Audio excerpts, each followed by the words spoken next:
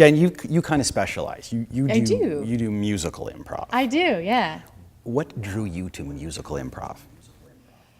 Well, I'd been singing all my life. I started in children's choirs when I was a child. And when I started to do improv, I would just like do the little singing games, and it actually reminded me of Whose Line Is It Anyway? Wayne Brady was a huge fan of him. And I thought about like, what can you improvise musicals? And I actually found a program at Second City in Chicago quite a few years ago, and I took that, and that was just life-changing. It was just so, when you add music to improv, I feel like you almost get an even bigger high than just regular improv. Oh, she's Regular. hooked. I'm speaking like a snob now, but Well, music's so powerful. So when you get musical improv, I find it's like taking improv but then putting whipped cream on it, right? It's like something that I love combined with something else that I love.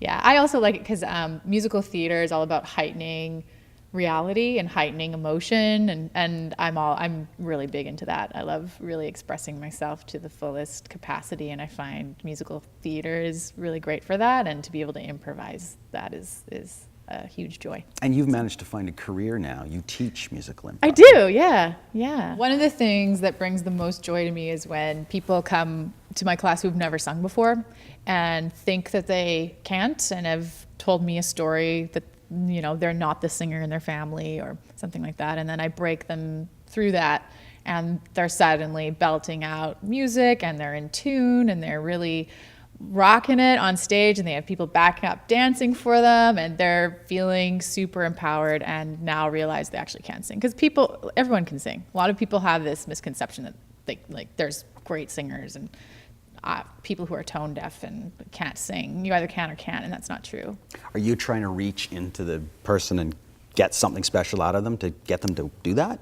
Absolutely. I like to say that singing is like fancy crying or just fancy that sounds like it's painful, but like fancy crying, fancy laughing, fancy just expression of emotion. You really have to connect to those places. So I love to bring people in touch with really who they are, and when they really express that part of themselves, the music's amazing, and the words just come more naturally, and the range they go, and their voice is bigger. It's really quite amazing work. Yeah. Travis, have you experienced something in yourself, personal growth, from when you started improvising? Can you share that with us? Personal growth from improvising. I couldn't possibly separate that from just the time I've been alive in the thing. You know what I mean? I don't know. Like, what would I attribute to improv?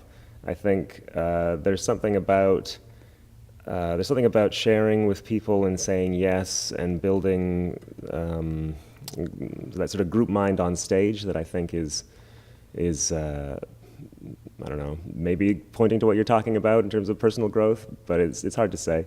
One of the reasons I started doing improv was just for that, was to have more connection with other people on stage. I was a performer, but I was a solo performer. And I wanted to know what it was like to do things with people on stage and create bigger pictures and work with different textures of emotion and that kind of a thing. So I think certainly I've seen a lot of growth in what I do on stage in terms of performance and that. And I imagine that translates into my life, but I don't know that I could be specific about how. Have you been doing it a long time now? I've been on stage for about 10 years, and I've been improvising for half of that.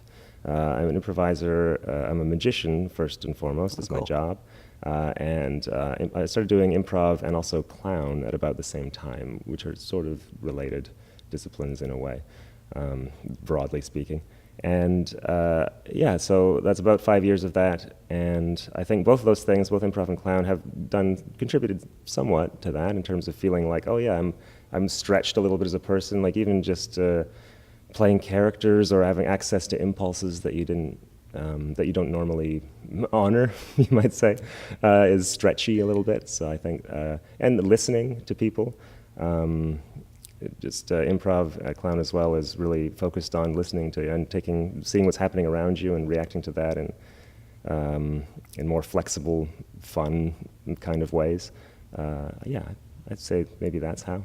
And what drew you to improv? Like, what drew you to originally just start, you know what, I'm going to try this?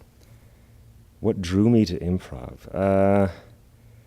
I thought about that a lot. I'm not really sure. I think what drew me to improv was a combination of an intuition that I would have an aptitude for it eventually, combined with the fact that I was on stage already and, like I said, wanted to stretch out a little bit and branch out my options and gain some flexibility. I had ideas for shows I wanted to do, and I felt like I didn't have the skills for those shows, and so I needed to learn about other aspects of theater than what I was doing before, just as a magician. So you feel like this art form has made you stronger as a performer? Yeah, for sure. Yeah, absolutely.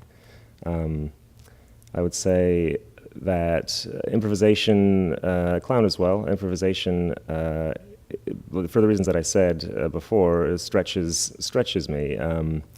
I was finding that I had sort of like a narrow focus in performance. Not that it wasn't working. What I was doing was working, but it was getting really focused. Like in the same way that like a stand-up comic might hone their voice into something very specific, this knife edge, that's their thing now. And I felt like that was happening a bit for me, and I wasn't super into that. Like I wanted to have more freedom and flexibility because if I have ideas now that I want to do, it's more likely I can do them. Whereas before, I think if I had stayed with what I was doing, I would have been a little more stuck in that one persona that I had on stage. So yeah, that was maybe the thinking behind starting improv. Daniel, is it 12 or 13 years now you've been doing improv? I am honored that you would think that. I'm coming up upon my 10-year anniversary. 10-year anniversary for improv, yeah. And you are doing all sorts of things around the city all the time. I'm super blessed to be able to do lots of different shows with lots of different people in many different places, yeah. And what keeps you going? I think about that a lot. I think with any kind of creative. That's a sad answer. No, it is something that I do think about because, coming up into 10 years, I think whatever career field, whatever artistic outlet you're in, I think there comes a point where you think about what am I getting from this? What am I contributing to this? I think for me, right now, what I really love about the improv that I get to do here in Vancouver is, and this may sound cliche, but it is the community of people that I get a chance to work with.